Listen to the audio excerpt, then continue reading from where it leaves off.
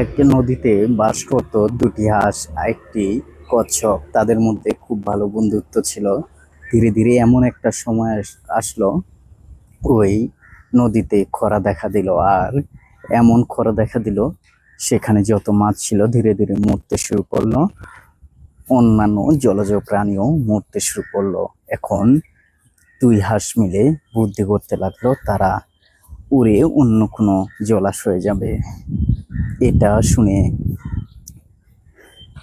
কচ্ছপ বলল, তোমাদের তো পাখা আছে, তোমরা উড়ে যেতে পারবে, কিন্তু আমার তো পাখা নেই, আমার মৃত্যু তো অবধারিত। এটা শুনে দুই হাঁসের মধ্যে অনেক দয়া হলো, এবং কি তারা বলল, ঠিক আছে, আমরা একটা লাঠি দুজনে মুখে নিব, আর তুমিও সেই লাঠিটা মুখ দিয়ে চেপে রাখবে, খবরদার মুখ খুলবে না। তো যথারীতি তাই করা হলো। যখন তারা উঠতে শুরু করলো, হঠাৎ এক গ্রামের উপর দিয়ে যাচ্ছিল, আর সেই গ্রামের লোকেরা দেখে হাসতে শুরু করলো আর বলল, দেখো দেখো, কচ্ছপও উঠতে শিখেছে, আর কচ্ছপেরও মনে হয় নতুন করে গাজা গজিয়েছে। তখন ওই কচ্ছপ শুধু বলল, আরে মূর্খ, আমি উড়।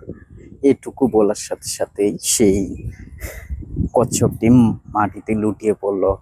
আর মোরাল অফ দ্য স্টোরি এটাই যে, আপনি যখনই নতুন কিছু শুরু করবেন, দেখবেন আপনার আশেপাশের মানুষ অনেক কিছুই বলবে। আর আপনি যদি এটা জবাব দিতে আপনার সময় ব্যয় করেন বা জবাব দিতে চান, তাহলে কখনোই আপনি সফল হবেন না। সেজন্য নীরবতায় কাজ করুন আর সফল হয়ে তাদেরকে দেখিয়ে দিন।